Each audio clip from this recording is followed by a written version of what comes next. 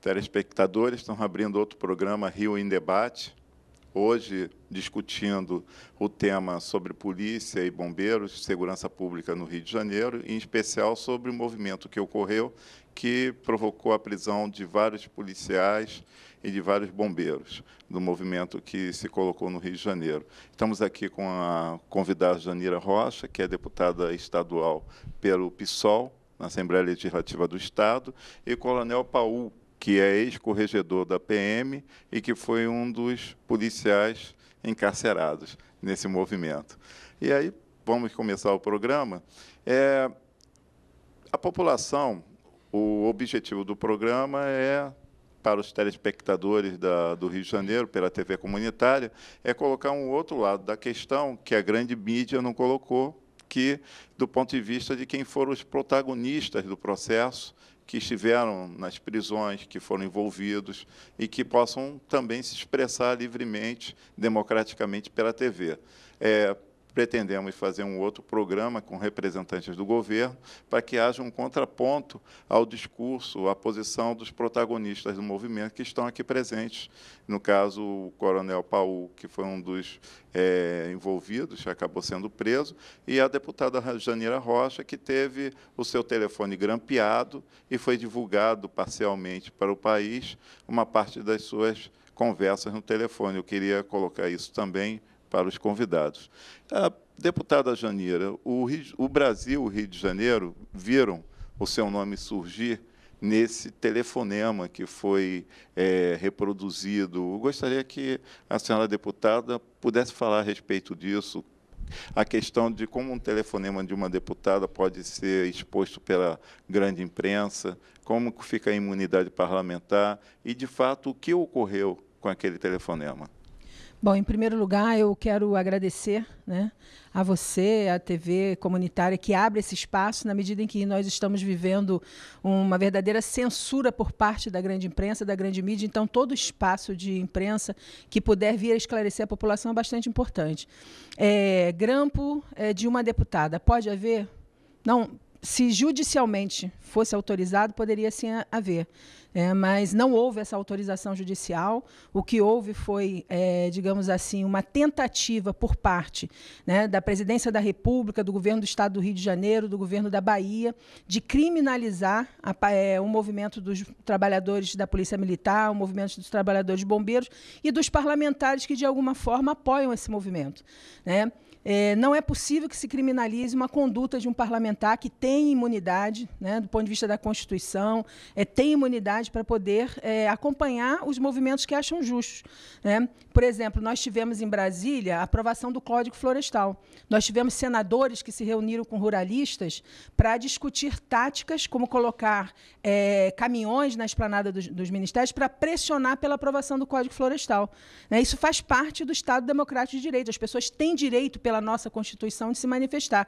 Os parlamentares têm direito de se manifestar, né, têm direito de acompanhar a sua base social, aquelas pessoas que, né, aqueles movimentos, as pessoas que eles escolhem para poder apoiar as lutas que eles acham justas, né? Então, foi isso que eu fiz, é isso que eu continuo fazendo, tanto na luta dos bombeiros, da polícia. Hoje tem uma greve do Comperj em Itaboraí, eu estou apoiando. Vai ter a mobilização contra o aumento das barcas, eu estarei apoiando, mesmo que, nesse momento, pessoas estejam sendo indiciadas viciadas porque colocaram pela internet que deveria haver mobilizações contra o aumento das barcas.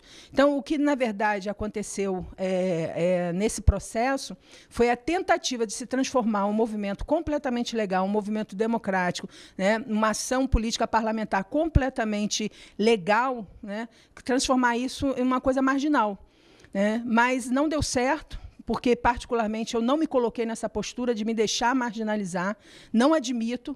Os governos vão ter, né, que aparecer com autorização judicial.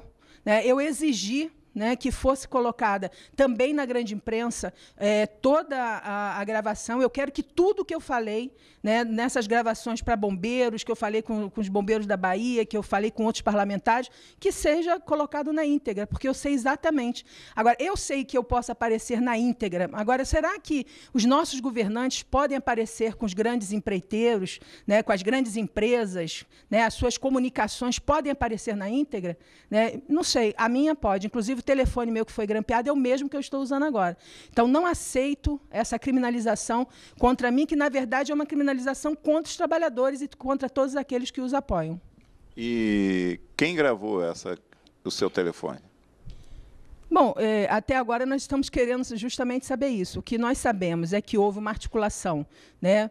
Por exemplo, aquela conversa que eu tive com o Daciolo, eu tive entre 12h e 1h, no mesmo dia. Às 20h, ela foi vinculada no Jornal Nacional do mesmo dia. E, no outro dia, na Assembleia Legislativa, uma deputada da base do governo chegou com um laudo, né, de um fonoaudiólogo provando que a voz era minha. Só que, imediatamente após o Jornal Nacional, eu já tinha colocado no Twitter, assumindo que era a minha voz, e dei uma entrevista logo após o Jornal Nacional para o Anselmo Góes, reafirmando que era a minha voz. Né? Então, aquela tentativa de me pegar, né, na Assembleia Legislativa como se um crime eu estivesse praticando não deu certo. Essa parte do plano não deu certo. Né? Então, nós estamos agora, né, no nosso partido, o nosso mandato, acionamos a Procuradoria-Geral da Presidência da República, o Ministério Público Federal, estamos acionando o governo da Bahia, o governo do Estado do Rio de Janeiro, através das Secretarias de Segurança, e quem quer resposta somos nós. Quem teve o sigilo violado fomos nós. Né? Quem sofreu uma lesão jurídica grave, gravíssima, fomos nós. Então, nós estamos aguardando, né, que os responsáveis apareçam, e, na medida que essas responsabilidades ficarem claras, nós vamos processar a todos. Vou passar agora, obrigado, deputada, o Coronel Paul, ex-corregedor da PM, né? Hoje já está não está mais na ativa, e que foi um dos policiais presos nesse movimento. Vamos comentar a prisão dos policiais. Do ponto de vista do senhor, que foi um corregedor, a legalidade dessas prisões estaria amparada na Constituição? Bem, Nilton, eu também gostaria de, inicialmente, agradecer a presença aqui, a oportunidade, o espaço.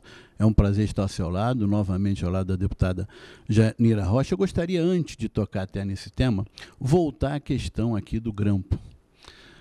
A legislação do grampo, ela é muito rigorosa, porque o grampo telefônico é uma invasão muito grande na intimidade da pessoa. Até o maior criminoso do mundo, quando ele está fazendo ali as suas negociatas pelo telefone, ele também fala com a sua mãe, fala com a sua namorada, ele fala com seus amigos, então expõe outras pessoas. Para que você tenha uma ideia, Nilton, o que a Rede Globo de televisão fez é proibido. O grampo telefônico, o delegado responsável por aquele grampo, seja ele da Polícia Federal, da Polícia Civil, ele tem que resguardar o sigilo da escuta telefônica. É um dever dele. Não poderia aparecer a fala da deputada Janira, nem do Daciolo, na Rede Globo de televisão de forma nenhuma, e ninguém está criminalizando ainda isso. Isso está acontecendo no Rio de Janeiro toda hora. Outro dia, a vítima foi um coronel da Polícia Militar. Grampearam lá o telefone dos policiais militares, citaram o nome dele, ele foi preso. Então, é tão rigorosa essa legislação, para que os telespectadores tenham uma ideia, é obrigatório que, encerradas as escutas telefônicas, o que vai aproveitar disso? Se escutou 10 horas, por exemplo, de conversação telefônica entre a deputada e o coronel Paul. O que serviu para o inquérito? Meia hora. As outras 9 horas e 30 minutos são destruídas. A legislação determina isso. Olha o rigor, porque isso é uma medida de exceção gravíssima. É uma invasão da privacidade muito grande.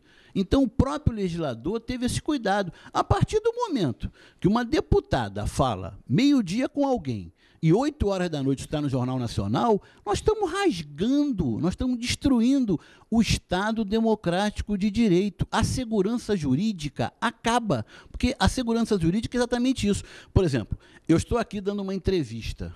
Eu estou dando porque eu sei que eu posso dar. Agora, se vierem aqui me prenderem porque eu estou dando a entrevista de uma forma ilegal, a segurança jurídica deixa de existir. Não havendo segurança jurídica, é barbárie. Nós vamos resolver as coisas fora da lei, fora dos tribunais. Como? À força. Qualquer lide que nós tivermos, a gente não vai mais aos tribunais. Se você me ofendeu e eu te ofender aqui, se não tiver segurança jurídica, a gente vai embolar um aqui com o outro. Vamos entrar em vias de fato. Mas na segurança jurídica, como a deputada falou, você vai me acionar ou eu vou te acionar. Na esfera civil, isso vai gerar uma indenização e assim por aí vai. Então, nós temos que ficar alerta para o que está acontecendo no Rio de Janeiro. Nós estamos subvertendo a legalidade. Como aconteceu, o meu caso até, eu prefiro não tratar diretamente do meu caso, porque o meu caso é uma excrescência. Eu sou um coronel da Polícia Militar reformado. Eu fui preso por crimes que eu não posso cometer, porque na condição de reformado eu não os cometo. Então é um absurdo total e completo.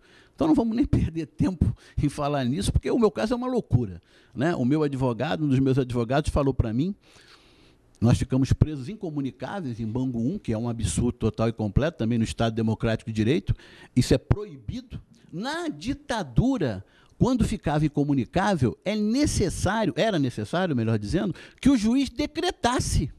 O preso não ficava incomunicável só porque estava preso, não. O juiz decretava a prisão e que ele ficasse incomunicável. E nós ficamos incomunicáveis. Eu fui preso na sexta-feira de manhã na minha casa, não ofereci resistência nenhuma. Só consegui falar com o meu advogado na terça-feira da outra semana. No mesmo dia que eu consegui falar com alguém da minha família. Como hoje eu coloquei no... É uma coisa muito estranha, mas desculpe até o desabafo. Fazendo até uma lacuna aqui, abrindo uma janela. Eu coloquei hoje no meu blog, né? Eu tenho um blog muito visitado, o blog do Coronel Paulo, eu coloquei o seguinte. Se eu tivesse optado por roubar na Polícia Militar, hoje eu seria um coronel reformado riquíssimo. Eu optei por ser honesto e por brigar por salários dignos para os policiais e para os bombeiros militares. Eu fui preso, jogado em Bangu 1, que é um presídio, castigo para criminoso. Para você ter uma ideia, Nilton, Bangu 1 é a penitenciária que serve de castigo para os criminosos que já são apenados e não se comportam bem em outros presídios, eles são jogados em Bangu 1. Olha o problema que é, o regime que é em Bangu 1. Quer dizer, eu...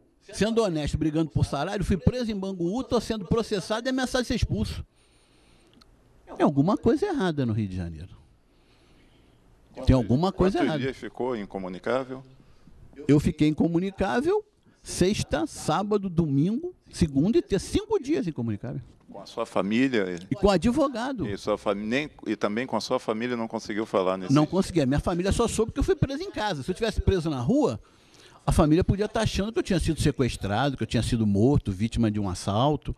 Mas como eu fui preso dentro da minha casa, a família pelo menos sabia que eu estava preso, né? Demoraram a saber que eu estava em Bangu 1, né? Eu acho que o telespectador precisa também... o papel aqui da TV comunitária é justamente esse. Os protagonistas que foram colocados nesse cenário pela grande mídia, no caso aqui não vão comentar as outras emissoras, né?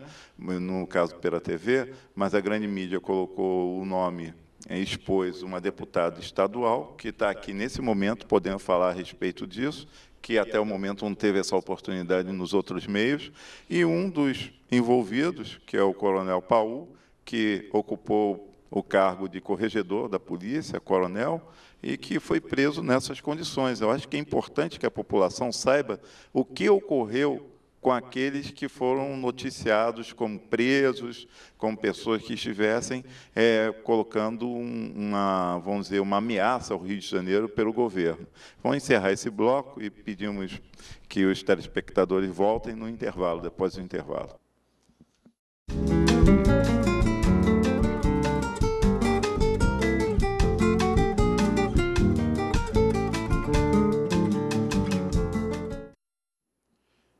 Telespectadores, segundo bloco do Rio em Debate, hoje discutindo segurança pública e com os convidados deputado estadual Janira Rocha e coronel Paul, ex-corregedor da Polícia Militar do Estado do Rio de Janeiro. Estamos discutindo a questão do movimento dos bombeiros e dos policiais. Nesse segundo bloco, eu gostaria de perguntar aos convidados, porque, conforme nós estávamos discutindo no primeiro, houve toda uma mídia, toda uma articulação do governo, do poder instituído, do executivo, em relação a medidas extremas que passaram pelo depoimento dos convidados, passaram por cima dos critérios de legalidade que devem ser cumpridos num espaço democrático de direito, principalmente pelo Estado, e mais ainda, há uma, vamos dizer, a sociedade hoje fecha os olhos para isso, condicionada por um governo que se colocou de forma ilegal, legitimado por quê? Considerando o que estava acontecendo no estado da Bahia, que o Rio de Janeiro iria se tornar um espaço, como ocorreu na Bahia, que foi divulgado amplamente para o país. Quer dizer, eu gostaria de fazer as perguntas, se havia indícios de que o movimento dos bombeiros e dos militares tivessem um grau de violência, de desordem, de caos, que, aparentemente, ou pelo menos que foi noticiado nos jornais,